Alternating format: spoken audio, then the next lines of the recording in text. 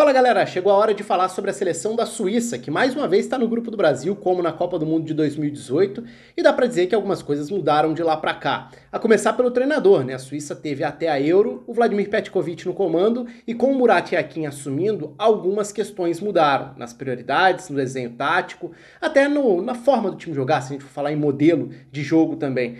A Suíça do Vladimir Petkovic era uma Suíça que me agradava mais atacando, era uma Suíça que tinha maior desejo de trabalhar jogadas ofensivas, de construir desde trás, de criar mecanismos ofensivos e atingir um bom nível até ofensivo, se a gente pegar no período próximo à Copa de 2018, mas depois também, no primeiro ciclo de Nations League ali também, acho que era uma seleção bastante interessante que já estava muito bem encorpada dentro da forma do treinador atuar. Com o Murat Yakin assumindo, isso traz algumas mudanças. A começar com uma linha com 4 na defesa, e aí eu vou colocar o campinho aqui até pra gente falar um pouco sobre as possibilidades. Não parecem existir tantas dúvidas assim em relação ao time titular, mas tem algumas variações quando a gente olha para até para o próprio desenho do meio-campo e para as características dos jogadores de frente, principalmente. Acho que fora isso não são tantas as surpresas olhando para essa seleção da Suíça. Então vamos setor por setor e aí eu vou falando um pouco mais sobre as características dos jogadores, depois um funcionamento com e sem bola, acho que principalmente sem bola, acho que é o que traz mais curiosidade também. Começando pelo gol, Sommer vai para mais uma Copa do Mundo como titular, vivendo um ótimo momento na Bundesliga, é um dos grandes goleiros do campeonato alemão já há anos, né? A forma como ele se consolidou jogando no Borussia Mönchengladbach é uma das referências dessa geração também. Então é um expoente dessa seleção suíça e que vive um grande 2022, viveu um grande 2022 pelo clube. É um dos jogadores mais importantes, se não o mais importante dentro dessa seleção suíça. A Suíça até tem vários goleiros espalhados, especialmente na Bundesliga, né? Tem muitos goleiros suíços, mas nada que possa colocar em risco a titularidade do Sommer, que fez uma das grandes atuações da carreira dele nessa temporada, quando parou o Bayern, fazendo 19 defesas no mesmo jogo, um número que entrou para a história, inclusive. Então o Sommer tem algumas atuações memoráveis dentro da carreira no Borussia Mönchengladbach, e é esse cara da seleção da Suíça também, então já começa com uma das referências no gol. Indo para essa nova linha de defesa, então, não mais 3 zagueiros, não mais com alas e sim com linha de 4, algumas mudanças. O Widmer virou o lateral direito titular, e ele vai ter um papel importante até pela presença física pelo lado direito, na forma da equipe pressionar e marcar, vou chegar nisso já já, mas se a gente for lembrar como era no ciclo anterior, muitas vezes o Mbappé era utilizado como ala pelo lado direito, atacando esse corredor, aí perdeu espaço com a mudança de treinador. A dupla de zaga tem o Akanji como principal peça e foi interessante pensar que ele parecia sem espaço, ele parecia sem mercado, principalmente quando o Borussia Dortmund detecta que precisava mexer no seu sistema defensivo, vai ao mercado, contrata Schlotterbeck, contrata Zul, já tinha Hummels.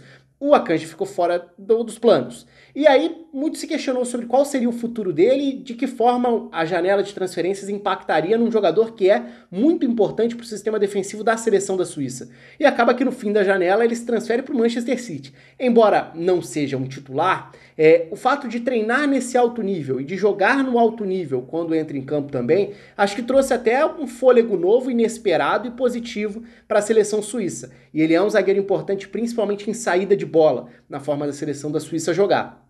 Titular absoluto do time. O que mudou também foi o parceiro dele na defesa. Se a gente for lembrar, o Fabian Schär, ou Schär, né, que é a pronúncia até mais correta, titular durante muito tempo na zaga, acabou perdendo espaço para o Elvedi nessa dupla de defesa. Então, nas escolhas do Murat Yakin, geralmente o Elvedi é o zagueiro titular ao lado do Akanji, o que até me surpreendeu no primeiro momento, confesso, eu imaginava o Schär como um dos titulares absolutos da seleção, mas o Elvedi se consolidou como uma primeira opção do Murat Yakin ao longo desse ciclo curto no caso do novo treinador, né, já que pegou o pós-Euro, que foi em 2021, até a Copa do Mundo. E na lateral esquerda o Ricardo Rodrigues, que também já virou um veterano dentro dessa seleção, até pelo fato de ter começado muito cedo, ele faz parte também dessa geração lá, já de longevidade dentro da seleção da Suíça, é o lateral esquerdo titular. Indo para o meio campo a gente vai encontrar algumas referências e algumas variações também. Então, para o centro do campo, o Xhaka. Talvez seja a referência hoje do time, em termos de funcionamento sempre foi, tá? Esse é um ponto até curioso, porque a temporada 2022-2023 tem um Xhaka melhor aproveitado no Arsenal, mas se a gente for pensar na seleção da Suíça, mesmo quando ele não passava segurança, não vivia bom momento no Arsenal, ele já era o termômetro, o motor, é o cara da distribuição, a bola passa muito pelos pés do Xhaka nesse centro do campo.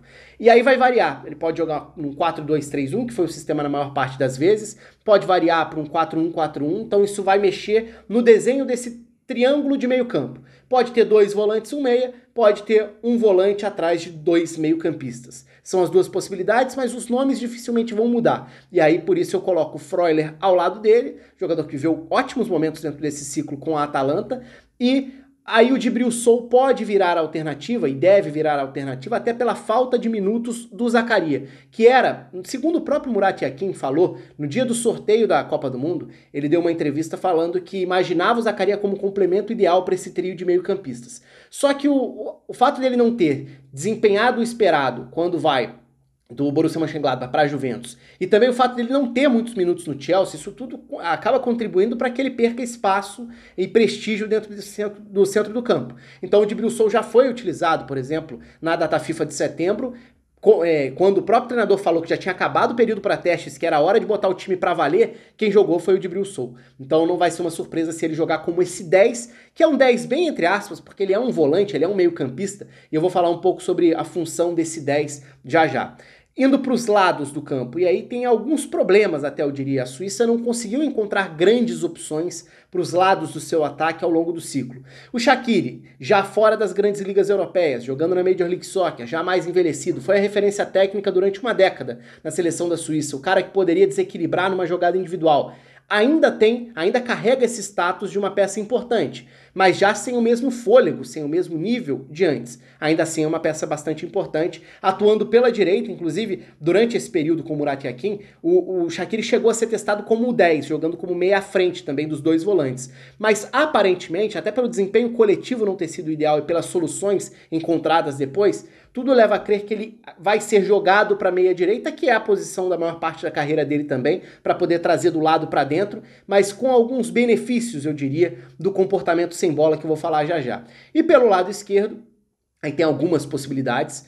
Rubem Vargas foi utilizado na data FIFA de setembro. Existia a expectativa de que o Okafor possa ser esse jogador, até por ser uma das raras boas novidades em termos de lado de campo, de agressividade do meio para frente da Suíça quando a gente olha para esses últimos anos. Então, o momento do Okafor, que acabou se machucando e não jogou na data FIFA de setembro, o momento do Okafor na temporada pode fazer com que ele ganhe espaço atuando por ali. Mas o Vargas foi utilizado. Existe a opção do Steffen também. Só que o Steffen se sente mais à vontade pelo lado direito, então tende a ser mais uma opção de segundo tempo para entrar na vaga do Shaqiri quando ele já estiver mais desgastado. Chegou até a entrar na lateral direita em determinado momento do ano também, mas aí é uma opção menos provável para o Steffen. E para o comando do ataque, o Embolo deve ser o 9, o que mexe muito nas características, porque aí a gente volta àquele ponto inicial. O time do Vladimir Petkovic era um time que tentava trabalhar mais a posse de bola, tentava construir melhor as jogadas. E nesse sentido, o Embolo não era o 9 era o Seferovic, que é a principal referência em termos de centroavante dessa geração, ainda mais agora que o Gavranovic anunciou a aposentadoria da seleção. A Suíça não tem grandes opções para o comando do ataque. O Seferovic nunca passou muita confiança, nunca convenceu muito, mas é o principal 9 que a seleção teria à disposição para jogar ali no comando do ataque. E a partir do momento em que ele não tá tão bem mais, e o Embolo, e o time muda para virar um time mais vertical, um time mais de contra-ataque, que vai ser mais conservador, o Embolo vira essa opção de velocidade, de arrancada, de explosão, para tentar atacar as costas da defesa adversária. E aí tem um ponto crucial na diferença de utilização, porque o Embolo com o Vladimir Petkovic, se a gente voltar para Euro, por exemplo, era um jogador que, embora ele tenha surgido como esse cara da explosão, da arrancada em velocidade, ele virou na seleção da Suíça muito mais um segundo atacante, um cara para jogar atrás do Seferovic, para tentar gerar espaços entre as linhas, para tentar usar a agilidade para dar problemas para os volantes adversários. Não parece a utilização do Murat Yakin desde o momento em que ele mexe no time, especialmente a partir do momento em que ele encaixa o Djibril Sow como esse 10. Então é muito provável que o Embolo seja o 9 e em alguns cenários o Embolo pode ser o ponta pela esquerda para entrar em diagonal e aí deixar o Seferovic caso ele queira utilizar de fato um centroavante. Então são basicamente essas as opções quando a gente dá uma passada pelo elenco. Agora, e na forma de se defender da seleção da Suíça? Tem algumas variações que passam muito pela característica do adversário. Então, por exemplo, se a Suíça enfrenta um adversário que jogue num 4-3-3, um volante e 2 meias. Vamos pegar, por exemplo, quando a Suíça enfrentou a Espanha esse ano, que jogava dessa forma, né, com Busquets, com Gavi e com Pedri, ou seja, um trio de meio-campistas, um volante e 2 meias. A Suíça joga com, nesse caso, bem definido esse 4-2-3-1, porque vai ter dois volantes e esse meia à frente. Quais são as funções defensivas? O Djibril Sow, invariavelmente, vai ser o volante que vai pegar, nesse caso o 10, né, o meia, que vai pegar a saída de bola do primeiro volante adversário. Então ele vai fazer esse encaixe em quem distribui o primeiro passe do adversário no meio campo. No caso, já que eu citei o exemplo da Espanha, o Busquets. Então era esse o encaixe do Djibril Sow. E os volantes acabam tendo um papel interessante que é de acompanhar muito as infiltrações à área. Então eles não necessariamente marcam tão próximos. Geralmente a gente fala de uma dupla de volantes e pensa nos dois na faixa central. Nesse caso, Xhaka e Freuler têm uma preocupação muito grande com o chamado meio espaço, que tem ganhado, é um termo que tem virado cada vez mais popular nas análises, especialmente fora do Brasil, no Brasil pouco, mas que nada mais é. Eu falei um pouco mais sobre isso quando eu falei sobre o relatório técnico da UEFA em relação à última Champions e tudo, mas é um espaço cada vez mais importante, cada vez mais priorizado nas análises e nas armações ofensivas e defensivas das estratégias dos treinadores. Então a gente está falando aí basicamente do espaço entre zagueiro e lateral que é atacado por essas infiltrações. E no caso da Suíça, mais ainda, se a gente pensar que o Shaqiri não vai fazer tanto esse papel defensivo, o papel da volta pelo lado direito. O Vargas até pode voltar um pouco mais, mas não é o primeiro ponto, a prioridade defensiva dos pontas da Suíça. Então, como os laterais se desprendem dos zagueiros, fazendo essa marcação pelos lados, os volantes entram ou jogam muito próximos dos zagueiros, desses espaços. O espaço entre zagueiro e lateral é protegido pelo volante. Então vamos lá. O Ricardo Rodrigues sai para o embate e a distância dele para o Elvedi fica um pouco maior. O Xhaka é o responsável por essa proteção. Do outro lado, o Widmer, que sobe muitas vezes para pressionar ou que se desprende da linha de defesa para fazer essa marcação à direita, se distanciando do Akanji. O Freuler é quem vai proteger esse espaço das infiltrações dos meio-campistas. Isso muda de acordo com o adversário, como eu falei, porque se você pega um adversário que vai jogar com um 10, digamos, um 4-2-3-1, com dois volantes e um meia, aí esse desenho do meio-campo pode mudar e você pode passar a ter o Xhaka como um primeiro volante e Sow e Freuler jogando mais alinhados ou mais próximos de uma mesma linha, para você manter essa possibilidade dos encaixes. Como os laterais, como eu falei, acabam saindo, se desprendendo bastante, cabe ao Xhaka, muitas vezes, entrar no meio da defesa e virar praticamente um terceiro zagueiro. E eu nem tô me referindo ao momento de saída de bola, não. Tô falando do momento sem bola mesmo, no momento de marcação. O Xhaka acaba muitas vezes tendo que baixar para diminuir as distâncias, já que são distâncias consideráveis. Um outro ponto interessante, especialmente quando a Suíça joga com dois volantes, é que, já que esses volantes não protegem o centro, o 9 adversário, se for um 9 de movimentação capaz de gerar apoio, de circular, ele consegue criar espaços, porque ele consegue, na entrada da área, baixar para receber. E não vai ter um volante diretamente preocupado com ele, porque os volantes estão preocupados com outro espaço do campo. Então essa movimentação do 9 circulando por trás pode ser um problema para a Suíça marcar. Geralmente quem sai nesses encaixes até mais longos, nesses embates individuais mesmo, é o Elvedi. O Elvedi acaba sendo da dupla de zaga da Suíça quem mais sai para dar esse bote, para perseguir um 9 que se movimente um pouco mais. Mas esse é um movimento que pode gerar algum tipo de desencaixe, de problema para uma Suíça que voltou a ser mais defensiva, não naquele sentido do ferrolho, do time que joga lá atrás o tempo inteiro, mas é uma Suíça menos ofensiva do que foi com Vladimir Petkovic quando a gente pega essa transição de 2018 para 2022. E aí falando um pouco sobre o momento de marcar mais adiantado, de tentar pressionar lá no campo de ataque, que também é uma possibilidade. E aí entram algumas variações que envolvem o Shaqiri. Porque existe essa preocupação com o lado físico do Shaqiri. Ainda se espera muito tecnicamente dele, existe uma esperança de que ele seja essa referência como foi por vários anos, em várias competições importantes, mas ele já não tem esse físico todo. E nem está testado no mais alto nível desde que saiu do futebol europeu para jogar na Major League Soccer. Então, o que a Suíça faz é variar, em alguns momentos forma praticamente um losango no meio campo, o que acaba sobrecarregando algumas peças. Vamos pegar alguns exemplos disso? A Suíça, quando vai pressionar a saída de bola do adversário, em alguns casos, o ponta pela esquerda avança para pegar o zagueiro. Vamos pegar um adversário saindo para o jogo com seus dois zagueiros e um volante, por exemplo. O primeiro volante do adversário vai ser marcado pelo Djibril Sow, como eu falei, esse 10 defensivo, esse 10 marcador. O Embolo, como 9, vai iniciar essa pressão e o Vargas vai vir de trás em diagonal para pressionar o outro zagueiro. Isso vai fazer com que, naturalmente, o corredor esquerdo fique um pouco mais vulnerável, o corredor esquerdo defensivo da Suíça, caso um passe entre nas costas ou por cima dessa diagonal que o Vargas vai fazer para pressionar.